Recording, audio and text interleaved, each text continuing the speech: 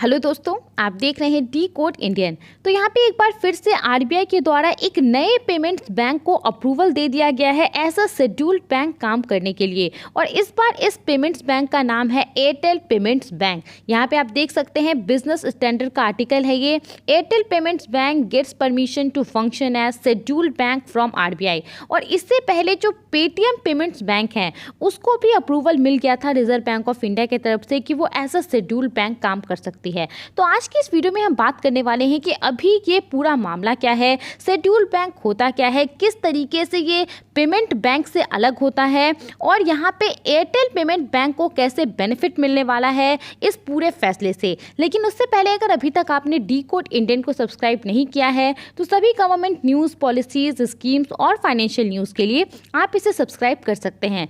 सबसे पहले तो हम यहाँ पे बात करते हैं एयरटेल पेमेंट्स बैंक के बारे में कि एग्जैक्टली ये है क्या, कैसे ये काम कर रही है भारत में। तो देखिए, बेसिकली जो पेमेंट्स बैंक होते हैं वो बैंक का एक छोटा भाग होता है या फिर आप छोटे स्केल पे काम करता तो है ये बैंक के तरह ही काम, लेकिन ये छोटे स्केल पे होता है और बहुत सारी सुविधाएं होती हैं जो पेमेंट बैंक के पास नहीं होती है। जैसे कि ये लोन वगैरह नहीं दे सकता है, उसके अलावा ये बहुत ज़्यादा लोगों का पैसा जमा नहीं कर सकता है। तो इसके बारे में हम आगे बात करेंगे। लेकिन यहाँ पे ये जो एयरटेल पेमेंट्स बैंक है वो क्या है, जो भारतीय एयरटेल है, जो एयरटेल का आप सिम इस्तेमाल करते हैं उसकी एक सब्सिडरी कंपनी है। 2015 में रिजर्व बैंक ऑफ इंडिया की तरफ से तकरीबन 11 कंपनियों को ऐसा पेमेंट्स बैंक काम करने के लिए परमिशन दे दिया गया था। तो ये जो एयरटेल पेमेंट्स बैंक है वो उनमें से ही एक था। 2016 में ये लॉन्च हुआ था और 2017 से इसने अपना काम करना शुरू किया था।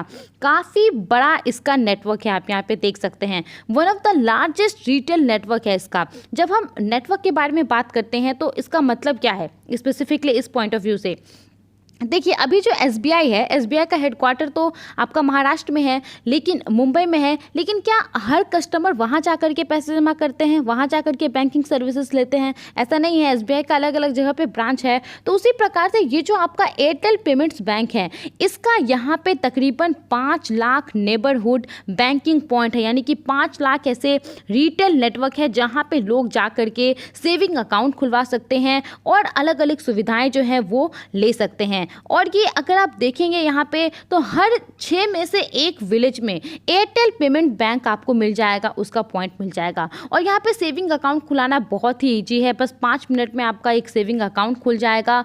केवाईसी के थ्रू आप घर बैठे भी ये कर सकते हैं और अलग अलग तरह की सुविधाएं भी यहाँ पे प्रोवाइड कराई जाती है। जैसे कि रिवॉर्ड 1 2 3 के बारे में आपने सुना होगा, काफ़ी फेमस है एयरटेल पेमेंट बैंक के अंतर्गत, जिसमें हर महीने कुछ यहाँ पे दिए जाते हैं बेनिफिट के तौर पे, कुछ पैसे दिए जाते हैं कैशबैक। इसके अलावा जो मुझे सबसे अच्छी बात लगती है एयरटेल पेमेंट्स बैंक की वो ये है कि ये सिर्फ अर्बन एरिया में फोकस नहीं करता है। ज़्यादातर जो आप देखते होंगे स्टार्टअप्स वगैरह या फिर कुछ भी जो नई सर्विसेज आती हैं वो क्या होता है, लोग अर्बन एरिया में ज़्यादा फोकस करते हैं, इसीलिए तो अर्बन एरिया इतना ज़्यादा डेवलप है। लेकिन यहाँ पे ये जो एयरटेल पेमेंट्स बैंक है वो अर्बन एरिया में ही सिर्फ फोकस नहीं करता है, बल्कि जो रूरल एरिया है जहाँ पे बैंकिंग सुविधाएँ उतनी ज़्यादा नहीं है वहाँ पर भी ये फोकस करता है। वहाँ के भी जो रिटेलर हैं उनसे इसने यहाँ पर पार्टनरशिप की हुई है और इसीलिए तो देखिए इतना ज़्यादा इसका बैंकिंग पॉइंट है। 5 लाख, इतना ज़्यादा तो किसी एक छोटे बैंक का भी नहीं होता है, जो शेड्यूल बैंक है उसका भी नहीं होता है। और यहाँ पे इसका मुख्य उद्देश्य यही है कि डिजिटल इंक्लूजन हो, लोग ज़्यादा से ज़्यादा डिजिटाइजेशन को अपनाएं। और इसके अलावा यहाँ पे आप देखेंगे तो तकरीबन 115 मिलियन यूजर हैं इसके, 115 मिलियन, तकरीबन 10 करोड़ 50 लाख इस तरीके से हैं इसके। इतने ज़्यादा लोग एयरटेल पेमेंट्स बैंक के साथ जुड़े हुए हैं और ये फास्टेस्ट ग्रोइंग बैंक है, काफ़ी तेज़ी से ये बढ़ रही है। और 8 मिलियन मर्चेंट्स के साथ इसने पार्टनरशिप की हुई है। मर्चेंट का मतलब फेसबुक, मर्चेंट का मतलब ये आपका अमेजॉन हो गया, फ्लिपकार्ट हो गया, ये सारे मर्चेंट तो हो गए ऑनलाइन। उसके अलावा जो आपका छोटे छोटे दुकान होता है उसको भी आप इसमें काउंट कर सकते हैं। इन सब के अलावा जो फास्टैग होता है, जो टोल आप क्रॉस करते हैं तो इलेक्ट्रॉनिकली जो आप पे करते हैं, वो जो फास्टैग सिस्टम होता है, जो फास्टैग को इशू किया जाता है, उसमें भी ये टॉप 5 में आता है। उसके अलावा भारत बिल पेमेंट सिस्टम का ये प्रोसेसर भी है।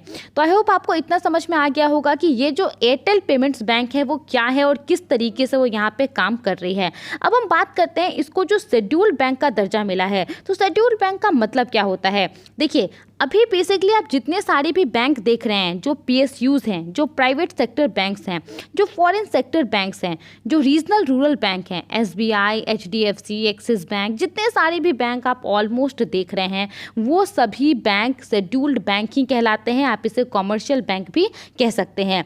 किसी भी बैंक को अगर reserve bank of India act 1934 के सेकेंड शेड्यूल में ऐड कर दिया जाता है तो वो बैंक ऑटोमेटिकली शेड्यूल्ड बैंक कहलाने लगती है। और किसी भी बैंक को कब इसके अंतर्गत डाला जाता है, जब रिजर्व बैंक ऑफ इंडिया को लगता है कि ये पर्टिकुलर बैंक कुछ कुछ क्राइटेरिया को पूरा कर रही है, और जिस बैंक को इसके अंतर्गत नहीं डाला जाता है वो बैंक नॉन शेड्यूल्ड बैंक कहलाती है।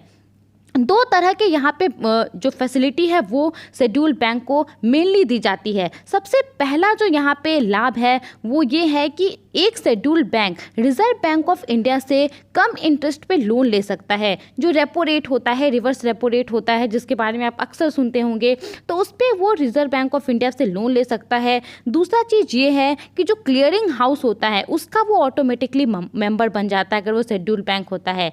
क्लियरिंग हाउस क्या होता है, अगर साधारण भाषा में मैं आपको समझाऊं तो दो बैंकों के बीच में जो ट्रांजैक्शन होता है, उस ट्रांजैक्शन की वजह से बैंकों के बीच में कुछ फाइनेंशियल प्रॉब्लम ना हो, उसके लिए RBI बीच में रहता है, वो सब कुछ क्लियर करते रहता है, तो उसका ऑटोमेटिकली ये जो है वो पार्ट बन जाता है। अब अगर हम बात करें कि ये जो शेड्यूल्ड बैंक है वो पेमेंट्स बैंक से कैसे अलग होते हैं, तो सबसे पहले हम बात करते हैं डिपॉजिट्स को लेकर के। तो यहाँ पे शेड्यूल्ड बैंक के अंदर कितना भी पैसा कोई एक कस्टमर डिपॉजिट कर सकता है, कोई लिमिट नहीं है। आपके पास जितना भी पैसा है आप जाइए बैंक में जमा कीजिए। लेकिन जो पेमेंट्स बैंक होते हैं उसमें यहाँ पे लिमिट है, 1 लाख रुपए तक ही कोई इंडिविजुअल यहाँ पे जमा कर सकता है। दूसरा चीज़ है कार्ड को लेकर के। पेमेंट बैंक सिर्फ डेबिट कार्ड को इशू कर सकता है, क्रेडिट कार्ड को इशू करने का इसके पास पावर नहीं है। जबकि शेड्यूल्ड बैंक के ऊपर किसी भी प्रकार का रिस्ट्रिक्शन नहीं है, वो डेबिट कार्ड, क्रेडिट कार्ड सब कुछ इशू कर सकता है।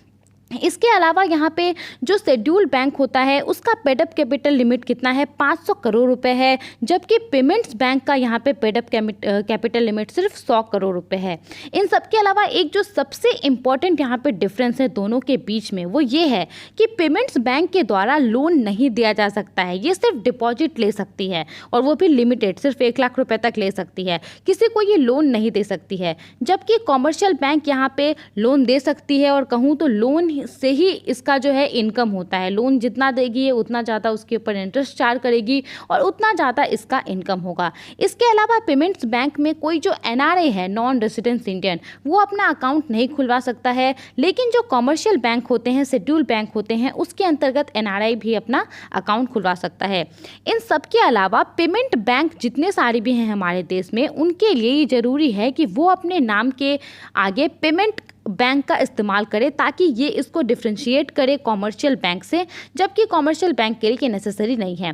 अब आई होप आपको सब कुछ समझ में आ गया होगा। तो यहाँ पे ये पूरा मैटर क्या है, रिजर्व बैंक ऑफ इंडिया के द्वारा एयरटेल पेमेंट बैंक को सेकेंड शेड्यूल में ऐड कर दिया गया है RBI एक्ट 1934 के अंतर्गत, जिससे ऑटोमेटिकली ये क्या हो जाता है, एज अ शेड्यूल्ड बैंक घोषित हो जाता है। और इससे बेनिफिट क्या होगा, ये तो बेनिफिट होगा ही कि इसको RBI से कम रेट में लोन मिलेगा। इसके अलावा लोगों का विश्वास बढ़ेगा इसके ऊपर, क्योंकि डायरेक्ट यहाँ पे ये शेड्यूल्ड बैंक के तौर पे काम करेगा।